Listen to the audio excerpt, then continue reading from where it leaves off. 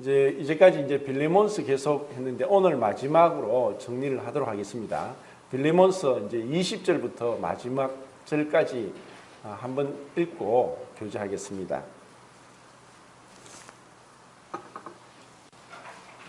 시작.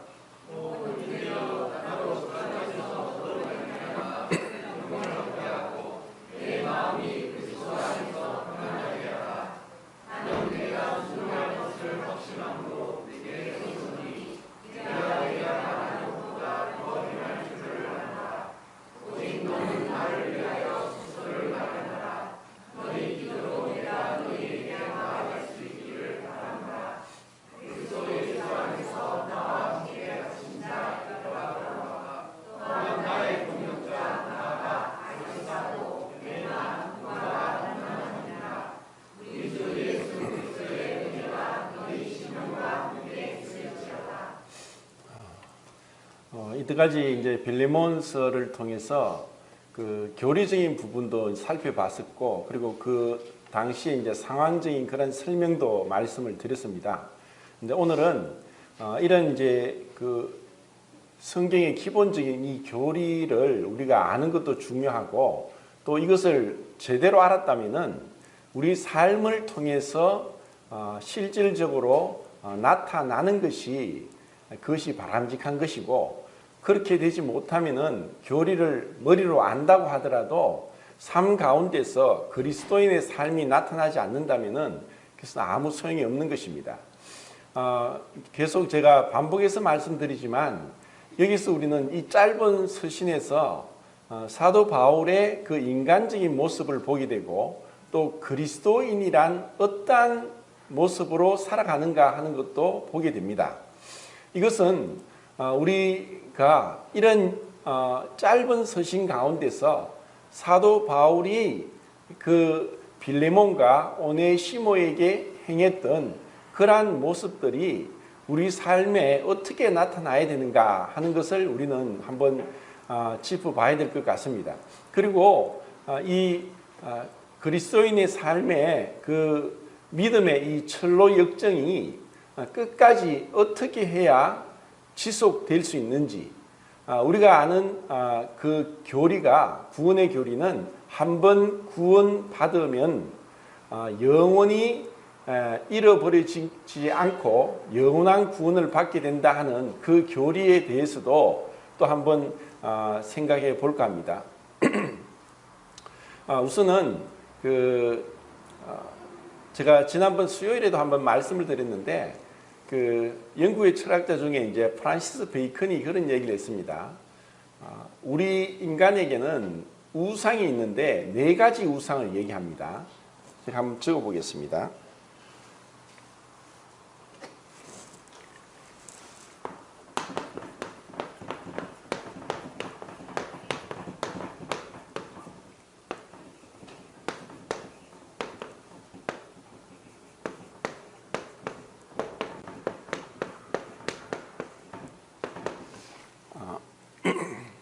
이분이 하나님을 믿는 사람은 아닌데 인간에 대해서 관찰했을 때 이와 같은 우상을 얘기를 합니다. 종족의 우상, 동굴의 우상, 또 극장의 우상, 시장의 우상. 우상은 어리석은 상이고 하나님이 아닌 헛된 것으로 하나님으로 대체하려고 하는 것을 우상으로 이야기합니다. 그런데 우리는 종족의 우상이란 그 사람이 하나님을 믿든 믿지 않든 우리는 인간이기 때문에 어쩔 수 없는 한계 가운데 갇혀 있습니다. 그것은 인간으로서 우리 모두에게 보편적으로 절대로 그 영원하신 하나님과 분리되어 있고, 그리고 우리가 구원을 받았든 받지 않았든 인간으로서 가지고 있는 연약함의 한계가 너무나 분명합니다. 이것을 이 종족의 우상이라고 볼 수 있고, 또 동굴의 우상은 우리는 모두 자기가 원하든 원하지 않든 유전적인 영향 가운데 사로잡혀 있습니다. 우리의 그 유전적인, 흔히 그 서양에서는 히포크라테스가 뭐 사람의 그 기질을 네 가지로 구분을 했는데 우울질, 담접질, 점액질, 다혈질 이렇게 이제 구분을 했습니다.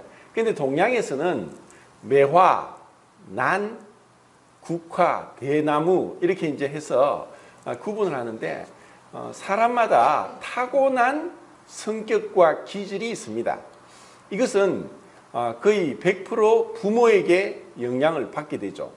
그리고 이 부모로부터 받는 이 성염색체는 우리가 한 대로 46개입니다. 그런데 이것이 이제 쌍으로 해서 23상인데 아버지와 어머니에게 그 23개의 상을 이제 받게 되는 거죠. 그러다 보니까 이것은 이제 뭐 확률적으로 계산하면 2의 23성 하면은 거의 한 부모를 통해서 다른 자녀들이 태어날 확률의 가지수는 거의 800만 가지가 됩니다. 이건 참 놀라운 것입니다. 하나님께서 우리 사람이 태어나는데 이 거의 아버지 어머니로부터 한 50% 기질을 받게 되는데 그것이 여러 가지 조합이 됩니다. 그리고 이 세포가 한 70조가 되는데 그 세포 안에 있는 그 염기서열, 아데닌과 티민, 시토신과 구아닌 그 30억 개의 그 염기서열은 다 다릅니다. 사람마다 같은 사람이 없습니다. 이렇게 다양한 그런 것을 부모로부터 받게 되는데 이것을 우리는 벗어나지 못합니다.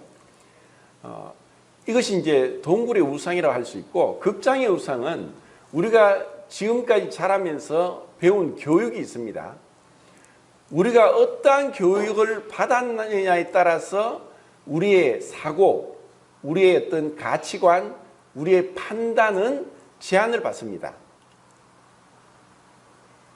우리는 우리가 생각하는 이상, 우리가 경험하고 배운 이상으로 알 수 없고 또 깨달을 수 없습니다.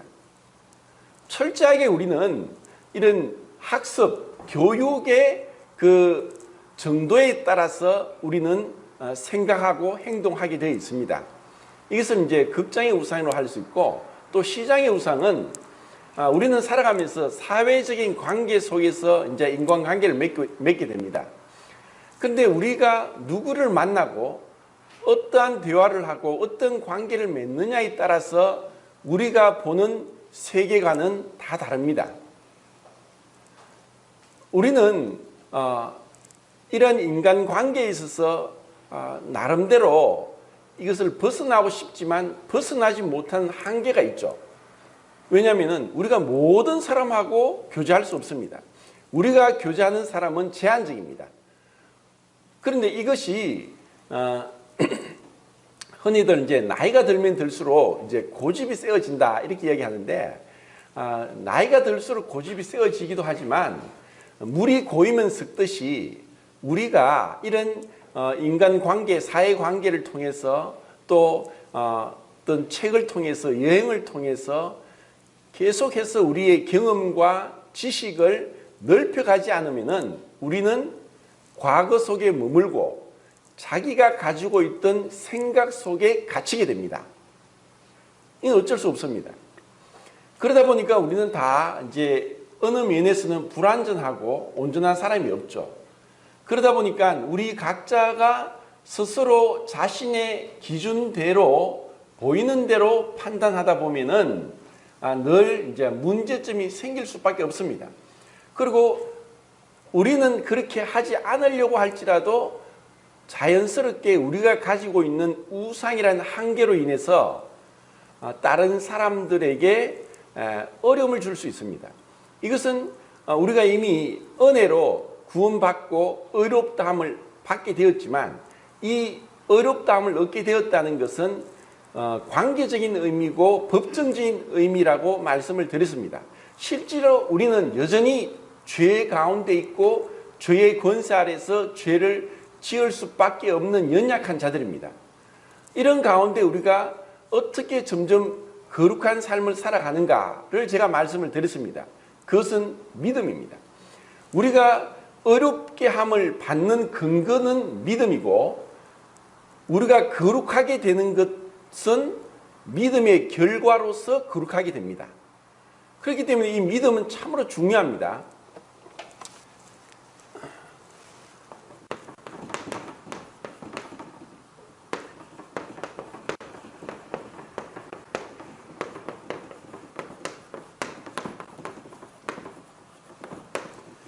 자, 제가 이게 쓰는 것은 이렇게 한번 보시면은 듣는 것보다 더 이제 잘 기억을 합니다. 왜냐하면 제가 잘 알죠. 보는 것보다 계속 듣다가 보니까 듣는 것이 한계가 있습니다. 근데 딱 보면은 마치 이제 사진을 찍듯이 머릿속에 이것을 딱 기억해 둘 수 있습니다. 우리가 하나님 앞에서 의롭다함을 얻는 것은 믿음으로만, 은혜로, 그저 값없이 우리의 행위가 없는 100% 은혜로만 하나님 앞에 의롭다함을 얻는다는 것이 놀라운 성경의 증언이고, 이것이 종교개혁의 시초가 되었습니다. 이미 그전에도 성경을 읽는 사람들이 이것을 알고 있었던 사람도 있습니다. 루터 이전에 100년 전에 요한 후서도 이것을 알았지만 이것을 주장하다가 결국 화형당해 죽습니다. 그리고 뭐 틴델이나 위클리프나 이런 많은 사람들도 이미 그전에 성경을 번역하면서 성경을 읽게 될 때 이 성경을 하나님께서, 성령께서 깨닫게 해주시면은 우리는 이 놀라운 이 복음의 진리를 발견하게 됩니다. 그런데 문제는 이 증인은 사실 우리의 어떤 변화, 내적인 변화는 없습니다. 그러면 우리가 하나님 앞에 법정적인 또 관계적인 의미에서 죄인인 어떤 자가 예수님을 통해서 의롭다함을 받은 것으로 끝나는 것이 아니라, 하나님이 우리를 구원하신 목적은 내가 거룩하니 너희도 거룩하라 하는 말씀입니다. 그러면 그 거룩을 어떻게 이루어가는가? 여기서 또 잘못해서 율법적으로 흘러갈 수가 있습니다. 제가 또 말씀을 이렇게 전하면 어떤 분들은 왜 자꾸 율법적으로 말씀을 전하느냐, 이미 하나님이 은혜로 다 주셨는데 왜 자꾸 율법을 강조하느냐, 이렇게 생각할 수 있습니다. 자, 율법도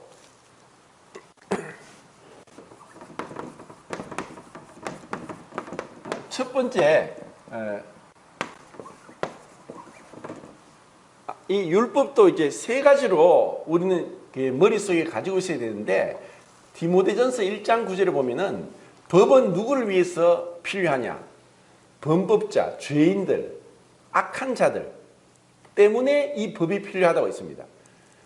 흔히 한 국가가 부도나고 무너지는 모라토리엄이 되면은 무법천지가 됩니다.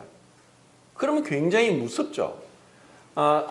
지금 이제 해외에서는 우리나라 다녀간 근로자나 유학생들이 자기들끼리 그 나라 가서 커뮤니티를 만들어서 SNS를 통해 공유를 하는데, 거기 보면은 뭐 영국 학생, 또 미국, 캐나다, 호주, 또 유럽에 있는 프랑스, 이런 이제 학생들이 우리나라 잠시 공부하고 갔다가 자기들끼리 이제 그런 커뮤니티를 이제 만들어 가지고 그 의견을 교환하는데, 하나같이 뭐라고 얘기하냐면은 한국은 대단한 나라다. 정말 커피숍에서 그 자리에다가 가방이나 또 핸드폰이나 또 아니면 지갑을 놔두고 화장실을 갔다 왔는데도 그것이 없어지지 않았다. 세상에 이렇게 치안이 잘 된 나라가 어디 있는가 하고 놀라는 거예요. 우리는 그걸 당연하게 생각합니다. 그런데 뭐 미국이든 캐나다든 영국이든 프랑스든 만약에 그걸 놔두고 어디 잠시 자리를 비우면은 100% 없어진답니다. 아니, 가방에 있는 것도 빼내가는 세상인데 어떻게 그걸 그냥 두고 가느냐. 자, 이렇게 이야기하는 것은 우리나라가 그만큼 이 법 질서가 굉장히 확립되어 있는 좋은 나라에 살고 있고, 또 이것이 큰 은혜 가운데 우리가 살고 있으니까 잘 모르지만 이렇게 이제 법이 필요한 것은 그것에 대해서 법을 어겼을 때 그에 대한 어떤 페널티가 가해지는 겁니다. 그러니까 이 하나님 앞에서도 법이 없으면은 인간이, 그래도 율법이 없는 자들은 양심이 있죠. 그래서 이 양심과 율법을 통해서 하나님께서 죄를 미워하시고 심판하신다는 것을 깨닫게 하는 것입니다. 이 율법으로는 죄를 깨닫는 것입니다. 그것이 첫 번째 용도입니다. 두 번째 용도는 율법을 행함으로써 의롭다함을 얻지 못한다는 것을 깨닫는 것입니다. 분명히 율법을 통해서 하나님의 도덕적인 기준, 윤리적인 기준, 선과 악에 대해서 분명히 알게 되지만 이 율법을 지킴으로써 의롭다함을 얻지 못한다는 것을 깨닫게 하는 것이 율법의 두 번째 기능입니다. 그 세 번째 기능은 뭐냐? 우리가 율법을 지킴으로써 거룩해지지 못한다는 것을 깨닫습니다. 그런데 이것은 더 정확하게 말하면 우리 힘으로는 절대로 율법을 지키지 못합니다. 우리가 은혜로 구원받았고 또 은혜로 의롭다함을 얻었지만 우리 힘으로 내 노력으로 내 어떤 육신적인 자아의 힘으로 말씀대로 거룩하게 살기 위해서 사랑하고 또 오래 참고 그리고 열심을 내고 이렇게 하려고 하다가는 결국 내 안에 분명히 마음은 원이로되 육신은 약하도다 하면서 우리는 좌절하는 로마서 7장의 경험을 하게 된다는 것입니다. 그러면 어떻게 우리가 거룩하게 한 삶을 사느냐? 이것은 그리스도께서 십자가에 죽으실 때 그 십자가에서 흘리신 피가 우리의 죄를 깨끗하게 하는 객관적인 의미에서 우리가 죄사함 받고 하나님 앞에 의롭다함을 얻게 되는 것이지만 그 십자가는 예수님이 십자가에 못 박힐 때 우리가 알거니와 우리 옛사람이 예수와 함께 십자가에 못 박힌 것은 우리의 죄의 몸이 멸하여 다시는 우리가 죄에게 종로로 하지 아니하리 함이니 하는 그리스도와 함께 십자가에 못 박혔던 그 영적인 사실을 믿음으로 우리의 이 옛사람, 옛자로부터 벗어나고 그리스도와 연합되어서 그리스도의 사랑과 그리스도의 인내와 그리스도의 헌신으로 그리스도의 믿음으로 살아가는 것이 거룩한 성화의 삶이라는 것을 우리가 깨닫기 전까지는 우리 힘으로 그 무거운 율법을 지키려고 하면서 갈라디아 교회처럼 또 율법주의처럼 흘러갈 수 있다는 것입니다. 이것은 참 중요한 진리입니다. 이것은 우리가 머리로만 안다는 것이 중요한 것이 아니라 그러면 우리의 주님 앞에서 이렇게 성경에 나와 있는 이러한 삶을 살기 위해서는 매 순간순간 나는 그리스도와 함께 못 박혔다. 그리스도와 함께 부활했다. 이제 내 안에 사는 것은 내가 아니라 나를 사랑하사 나를 위해 자기 목숨을 버리신 하나님의 아들의 믿음 안에서 사는 것이다 하는 것을 날마다 내 마음에 새기고 그렇게 여기고 믿고 주님의 그 능력으로 살아가는 것이 그리스도의 삶이라는 것입니다. 그러면 이렇게 하기 위해서 세 가지 제가 또 그림을 그려보겠는데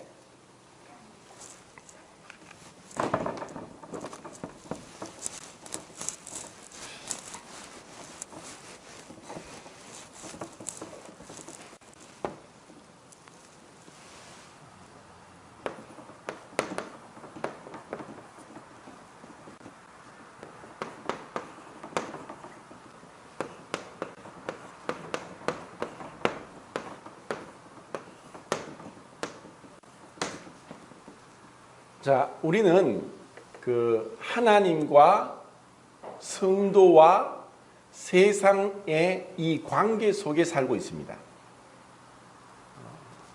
하나님과 성도와 세상. 자, 이 세 관계 속에서 어떻게 우리는 거룩한 삶을 살아가는가? 자, 그러면 하나님과의 관계는 우리가 어떻게 표현할 수 있을까요?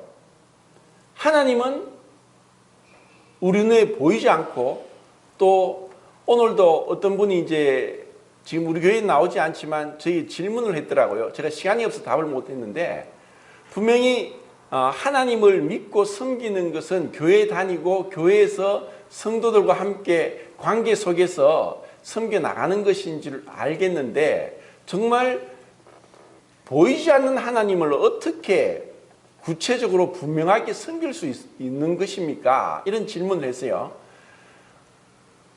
우리가 정말 하나님을 섬기고 있습니까? 하나님을 사랑하고 있습니까?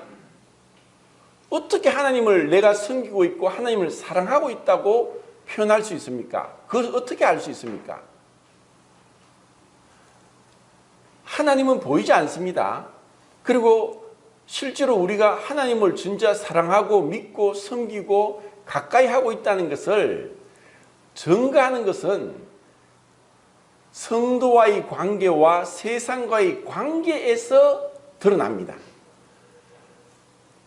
그러니까 하나님을 믿고 사랑하고 섬기는 것은 성도와의 관계에서 어떻게 사랑하고 섬기고 있는가를 통해서 나타난다는 것입니다.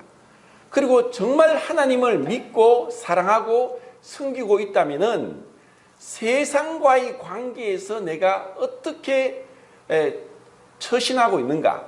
세상 속에 우리는 살고 있습니다. 각자 학교가 있고 또 직장이 있고 또 세상 사람과의 나가면은 그런 뭐 계모임도 있고 또 아니면 뭐 동창회도 있고 또 여러 가지 이제 관계 속에 우리가 살고 있는데 그런 세상 사람들과의 관계에서 내가 어떻게 행동하느냐가 내가 진짜 하나님을 얼마나 믿고 사랑하고 섬기는가를 나타낸다는 것입니다. 자, 다르게 말해서 요한일서에서 본 대로 보이는 바 형제 자매를 사랑하지 않고 보이지 않는 하나님을 사랑할 수 없다고 했습니다. 하나님은 보이지 않고 우리 앞에 계시지 않습니다. 근데 정말 내가 하나님을 사랑한다는 것은 보이는 형제 자매를 사랑하지 않고 하나님을 사랑한다는 것은 거짓입니다. 그리고 또 요한일서 2장 15절에 또 나오죠. 세상을 사랑하지 말라. 세상을 사랑하는 자에게는 아버지의 사랑이 그 속에 거하지 아니한다. 자, 우리가 하나님을 사랑한다고 하면서 세상을 사랑한다. 그것은 하나님이 볼 때 거짓이란 것입니다. 마태복음 6장 24절에도 한 사람이 두 주인을 사랑할 수 없고 섬길 수 없다 했습니다. 이 주인을 섬기든가 저 주인을 미워하고 이 주인을 사랑하든가 저 주인을 사랑하지 않든가 그렇게 하는 것입니다. 그러면 여기서 두 주인을 얘기할 때 두 주인을 누구를 얘기하느냐? 하나님과 세상입니다. 하나님과 세상입니다. 자, 감히 이제 아담의 죄로 인해서 우리는 그 아담의 죄 가운데 이제 태어나서 살다가 이제 은혜로 그리스도에 속한 새 사람이 그리스도에 속한 자가 되었는데 여전히 우리는 세상 가운데 살고 있습니다. 그런데 그 세상에서 있는 많은 것들 세상에 무엇이 있습니까? 돈이 있죠. 권력이 있죠. 명예가 있죠. 또 쾌락이 있죠.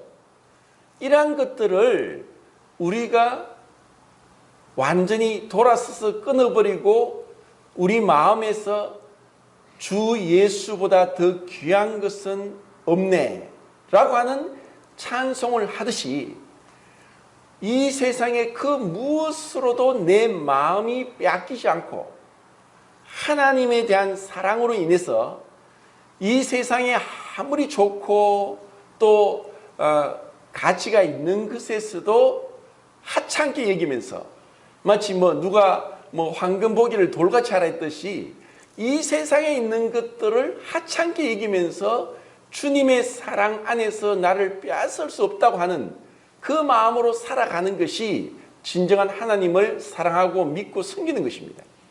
그럼 우리는 정말 어떻습니까? 우리는 어떻게 정말 세상에 대해서 내가 세상에 살고 있지만 그 무엇도 내 마음을 빼앗을 수 없다. 이 세상에 아무리 좋은 것이 있더라도 내가 주님과 교제하는 시간을 빼앗길 수 없다.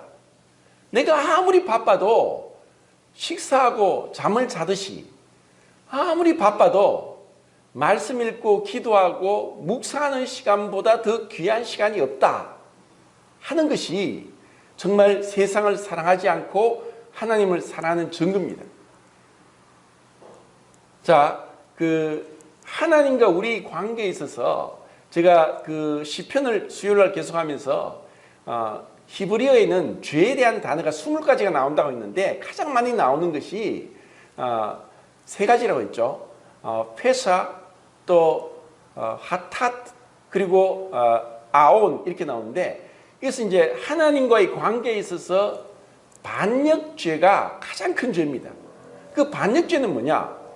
아니 하나님이 주인인데 그 하나님을 주인으로 삼지 않고 이 세상에 있는 쾌락, 돈, 명예, 행복, 권력 이런 것을 주인으로 삼는 것이 바로 반역죄입니다.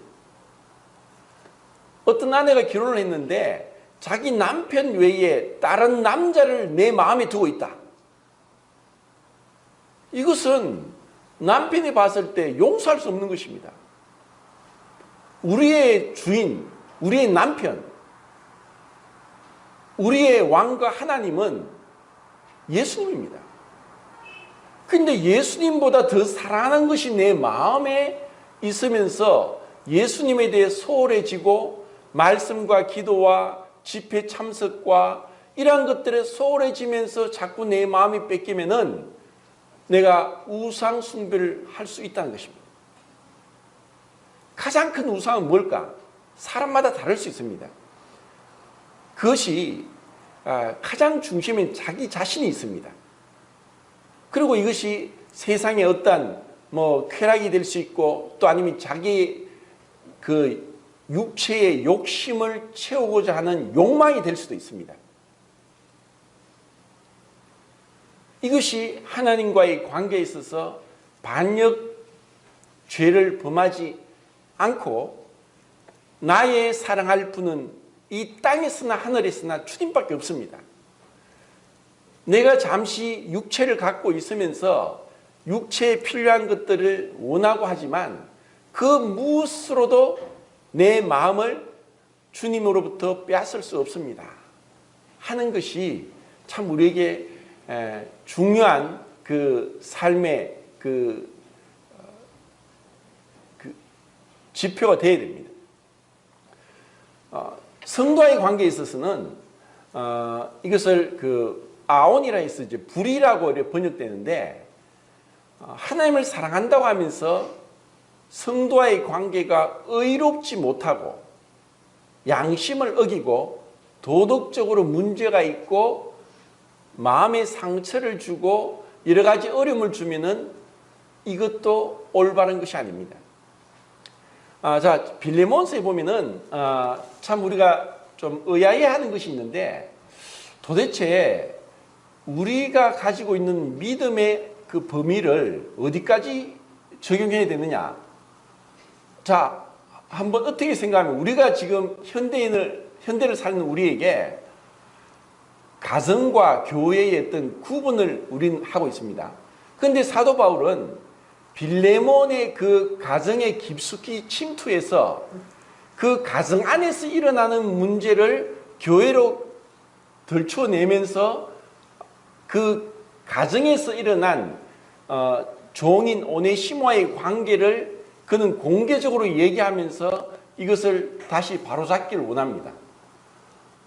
우리는 그렇게도 얘기하죠. 아니 이것은 내 가정사입니다. 내 개인적인 문제입니다. 우리 집안의 문제입니다. 하면서 뭔가 이 교회와 분리시키고 교회에는 드러내지 못하게 하는 이러한 비밀스럽고 제한을 두는 그렇게도 할 수 있는데 지금 바울은 그렇지 않았습니다. 그러면 이것을 통해서 우리는 무엇을 알 수 있는가? 정말 우리가 성도의 삶은 빛 가운데의 삶입니다. 빛 가운데는 어둠에 있지 않고 숨기지 않고 가리지 않고 위선적이지 않고 외식하지 않는 것입니다. 우리가 빛 가운데 거한다면 무엇이 그렇게 되겠습니까? 그런데 이것이 자칫 잘못해서 교회에서는 성도니까 부끄러운 건 감추고 또 잘못한 건 얘기하지도 않고 하다 보면은 자꾸 아담과 하와가 에덴 동산에서 선악과를 먹고 나서 무화과 나무 잎으로 부끄러운 데를 가린 것과 같이 자꾸 가리게 되는 것입니다. 사랑에는 거짓이 없나니 사랑은 악을 행하지 않고 사랑은 진실을 얘기하는 것입니다. 있는 대로 우리가 가정에서든 교회에서든 뭔가 숨기고 있다, 진실하지 못하다 하는 것을 통해서 죄가 들어옵니다. 그리고 그 관계에서 어렵지 못한, 우리가 성도의 관계에서 이 의를 행하는 것과, 요한일서에 그랬죠, 또 한 가지가 균형을 잡아야 돼요. 의를 행하는 것과 뭐라고 있습니까? 사랑하는 것. 이것이 균형을 잡아야 됩니다. 의만 강조하면은 교회가 굉장히 딱딱하고 냉랭하고, 교리와 지식을 추구하면은 우리 마음이 냉랭해집니다. 그런데 사랑이라고 해서 사랑만 강조하면서 이 의를 점점 간과하고 놓치게 되면은 무질서해집니다. 예수 그리스도를 통해서 은혜와 진리가 충만하게 임했습니다. 그것은 균형을 잡아야 됩니다. 의를 행하는 것과 사랑하는 것. 자, 사랑한다고 하면서 의롭게 행하지 못하고 불의를 행하고 상처를 주고 또 피해를 주고 한다는 것은 하나님 앞에 올바른 그리스도인의 자세가 아니라는 것입니다. 이것을 빌레몬서에서 우리에게 말씀하고 있습니다. 비록 오네시모가 빌레몬과의 그 개인적인 관계였지만 사도 바울은 그것을 들추어내고, 그리고 그것을 빛 가운데 드러내서 어떤 의미에서는 빌레몬이 생각할 때 바울이 지나치게 우리 가정에 간섭을 하고 또 하지 말아야 될 그러한 월권내기를 하는가, 그것이 아닌가 할 수 있을지 모르지만, 사도 바울은 이것을 빛 가운데서 정말 하나님과의 관계를 생각하면서 오네시모가 하나님과 이제 올바른 관계에 놓여진 우리의 형제이기 때문에 더 이상 종으로 여기지 말고 형제로 여기라. 이것이 완전한 복음입니다. 우리가 믿는다고 하면서 실제로 성도와의 관계에 있어서 중요한 것이 있는데,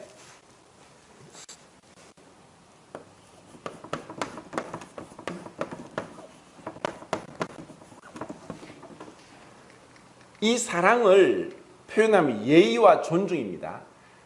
고린도전서 13장에도 사랑은 무례히 행치 아니하고, 사랑하면은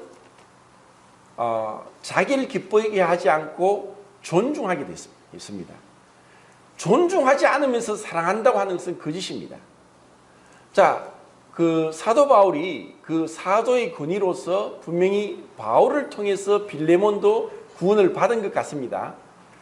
그런데도 바울은 빌레몬에게 사도의 권위로서 명령한 것이 아니라 간곡하게 부탁을 하고, 또 당신의 허락이 없으면 내가 아무것도 할 수 없다 라고 굉장히 예의를 지키면서 존중하면서 이 편지를 쓰고 있다는 것입니다. 우리 그리스도인의 삶에 있어서도 부부관계도 마찬가지고 성도의 관계도 예의를 지키지 않고 함부로 말하고 함부로 행동하고 함부로 판단하면은 상처가 됩니다. 그런데 우리는 사랑이 없기 때문에 이런 부분에 있어서 말로서 상처를 줄 수 있고 내 행동과 판단으로서 상처를 줄 수 있다는 것을 알아야 됩니다. 그래서 나는 그런 뜻이 아니었지만, 전혀 그런 마음이 없었지만 상대방이 내 말로서 행동으로 상처를 받았다면은 내가 변명하고 또 외면하고 또 무시하는 것이 아니라, 미안합니다, 내가 몰랐습니다, 내가 정말 그런 뜻으로 한 것이 아닙니다, 용서를 구합니다 하면서 관계를 빨리 회복하는 것이 성도의 삶의 관계입니다. 이것이 참 중요합니다. 그런데 이것을 많은 분들이 특히 이제 1대1의 관계에 있어서 친구든 부부든 아니면은 교회 성도 형제 자매든 선배든 후배든 또 아니면 부모와 자식 관계든 아니면은 세상의 다른 사람과의 관계에 있어서도 내가 남을 존중하는 만큼 나도 존중을 받는 것이고, 내가 남을 귀하게 여기는 만큼 남도 날 귀하게 여기는 것이 이 땅의 법칙입니다. 심는 대로 거두는 것입니다. 내가 남을 무시하고 판단하고 외면하면서 남이 나를 좋게 봐주기를 바라는 것은 잘못된 도덕과 같은 신보입니다. 내가 성도를 어떻게 대하느냐가 진정으로 내가 하나님에 있는 신앙의 표현이라는 것입니다.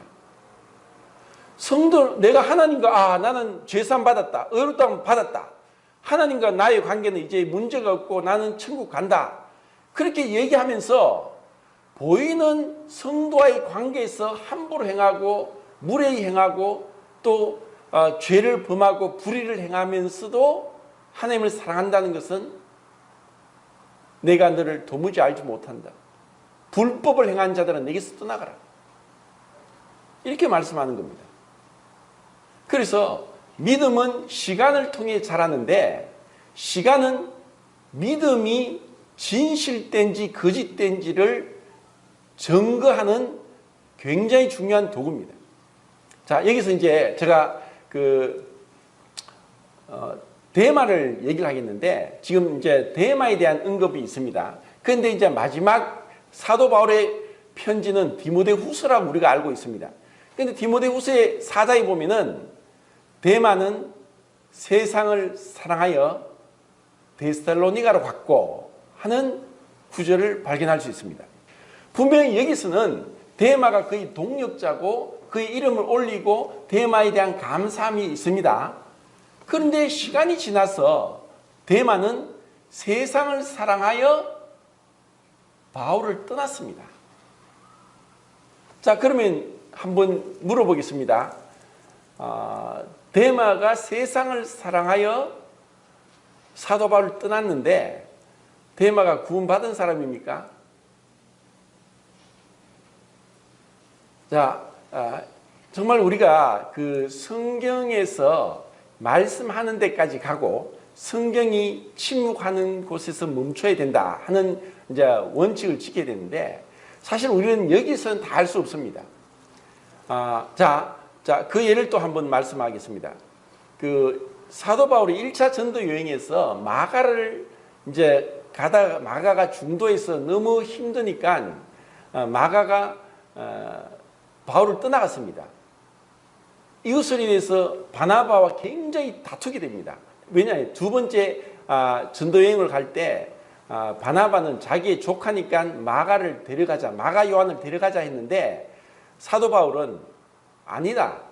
아니 우리가 전도 여행을 목숨 걸고 하는데 어렵다고 도망간 그 마가를 다시 데리고 오는 것은 선교에 도움이 되지 않고 우리의 의욕을 상실케 하기 때문에 마가는 데려갈 수 없다.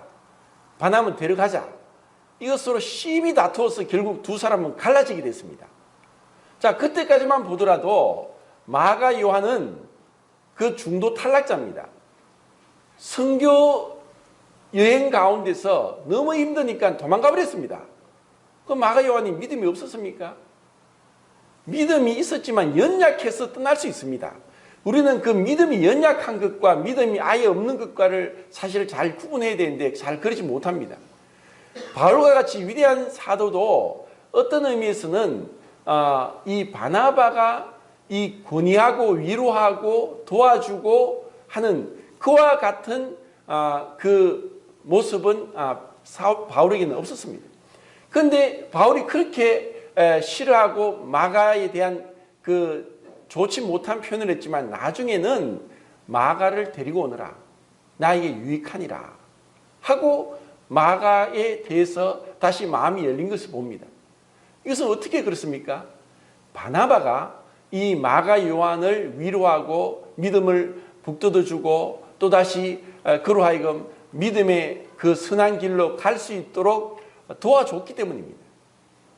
그래서 우리는 데마가 지금 세상을 사랑하여 데살로니가 갔다는 그 표현을 통해서 데마의 구원을 우리가 마치 재판장 되는 하나님처럼 구원 받았다 안 받았다 하고 다툴 일이 아닙니다. 우리는 어떻게 보면은 또 한편으로 보십시오. 베드로를 보십시오. 베드로는 위대한 제자 중에 첫째였습니다. 너희는 나를 누구로 하느냐? 아무도 대답 못할 때 베드로가 뭐라고 했습니까? 주는 그리스도시요 살아계신 하나님의 아들입니다. 바요나 시몬아 네가 복이 있도다. 이를 네게 알게 하신 이는 혈육이 아니라 하늘에 계신 내 아버지시니라. 내가 이 반석에 내 교회를 세우리니 음부의 권세가 이기지 못하리라. 베드로가 그렇게 놀라운 신앙 고백을 했지만 세 번이나 주를 철저하게 부인했습니다. 그는 심히 통곡했고 그 통곡한 것으로 그냥 끝났고 다시 고기 잡으러 갔습니다. 우리는 베드로가 도대체 믿음이 있는 사람이가 어떻게 저럴 수 있는가? 부활한 주님을 봤으면서도 어떻게 다시 고기 잡으러 가느냐? 하고 판단할지 모릅니다. 그런데 사람들은 베드로를 외면하고 판단하고 정죄했을지 모르지만 주님은 그렇게 하지 않았습니다. 주님은 또다시 바닷가에 갔습니다. 그리고 고기를 구워서 떡을 구워서 너희들이 먹을 것이 있느냐? 베드로 깜짝 놀랐습니다. 충격이었습니다. 그런 베드로에게 주님은 세 번이나 물었습니다. 마치 세 번 주님을 부인한 것에 대해서 그것을 깨끗하게 용서하시는 그 마음으로 네가 나를 사랑하느냐? 정말 우리가 변화되는 것은 어떤 의미로는 진리를 안다고 하는 지식이 아니라 정말 우리 마음 가운데 주님의 그 피 묻은 손에 있는 그 사랑으로 인해서 우리의 마음을 굴복시키고 사랑으로 역사하는 믿음 가운데 주님 앞에 나올 때 우리는 계속 변화됩니다. 우리는 저 자신도 그렇지만 성도님들도 내가 이때까지 구원받고 나서 한 번도 넘어지지 않고 죄를 범하지 않고 그 탄탄대로를 이제껏 믿음의 길로 내가 여호와를 내 우편에 모시며 항상 내가 여호와께서 내 앞에 계심으로 내가 요동치 아니하리로다 라고 자신의 믿음을 간증할 수 있는 사람이 얼마나 되겠습니까? 다윗조차 그렇게 고백했지만 다윗도 넘어졌고 실패했습니다. 그런데 그것을 주님은 아십니다. 그리고 그들이 행한 대로 똑같이 갚지 않고 주님은 오래오래 참으십니다. 그리고 우리의 마음을 다시 일깨워 주시고 회개케 하시고 주님 앞에 엎드러지게 하시고 그리고 그 사랑 앞에 스스로 나와서 주님 앞에 자발적으로 주님을 믿는 믿음으로 주님을 기쁘시게 하고자 하기를 원하신 겁니다. 자, 우리는 제가 두 가지 견해를 제가 말씀을 드리겠는데 그냥 한번 참조해 보시면 좋을 것 같습니다.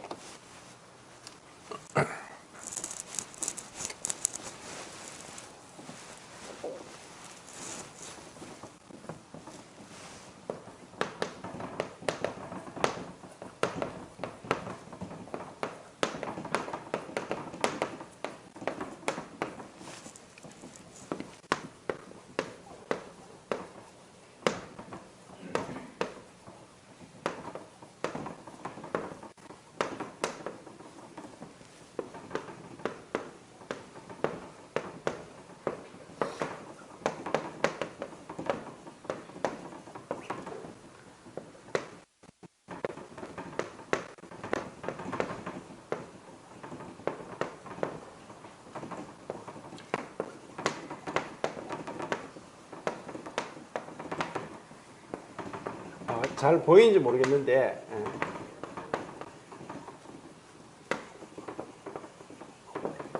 자, 지금 우리가 한번 구원받으면 영원하다 하는 것은 어떻게 해서 나오냐 하면은 이 구원이 우리에게 있지 않고 전적으로 아담의 죄로 인해서 우리는 완전히 타락했고 허물과 죄로 죽었기 때문에 우리 스스로는 우리가 구원을 받을 수 없다는 것을 얘기하는 그러한 쪽이 있고 또 한쪽에는 우리가 분명히 죄로 인해서 타락했고 또 죄인이 되었지만 완전한 타락이 아니라 그래도 우리 안에 어느 정도 선함이 남아있다. 그래서 우리의 그 선함으로 하나님을 붙잡는 믿음이 있을 때 우리는 구원받는다 하고 이야기합니다.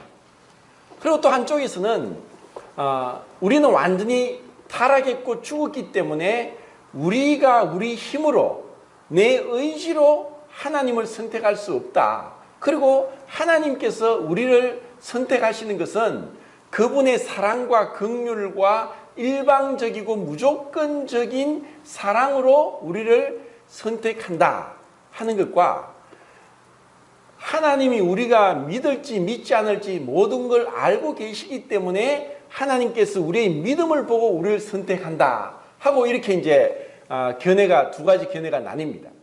또 한 가지는 이제 십자가의 그 예수님의 십자가의 보혈에 대한 범위와 효력에 대한 그 구분인데 예수님의 십자가의 그 보혈의 범위는 선택받은 자에게 제한되지만 그 보혈의 능력은 무한하다 하는 그 제한 속죄가 있고 또 한편으로는 예수님의 그 보혈의 범위는 모든 사람에게 열려 있지만 믿는 사람에게만 그 보혈의 가치가 적용되고 죄사함 받는다 하는 것입니다. 그리고 또 한 가지는 성령의 은혜로 우리가 믿게 되고 구원받게 되는데 이 성령의 은혜가 예수님의 말씀, 이 복음을 우리에게 적용시키는 성령의 초자연적인 그 사역이 우리는 그것을 거부할 수 없을 정도로 강력하고 하나님의 그 성령의 그 사역은 너무나 분명해서 우리를 구원한다.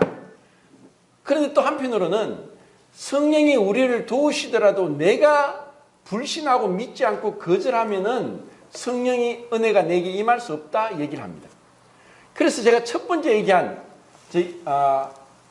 왼쪽에 적은 것은 우리 구원의 시작도 그 과정에서도 전적으로 하나님이 역사하기 때문에 하나님께서 시작하신 일을 끝까지 그분이 책임지시니까 우리의 구원은 영원하다고 하는 결론에 다다르게 됩니다.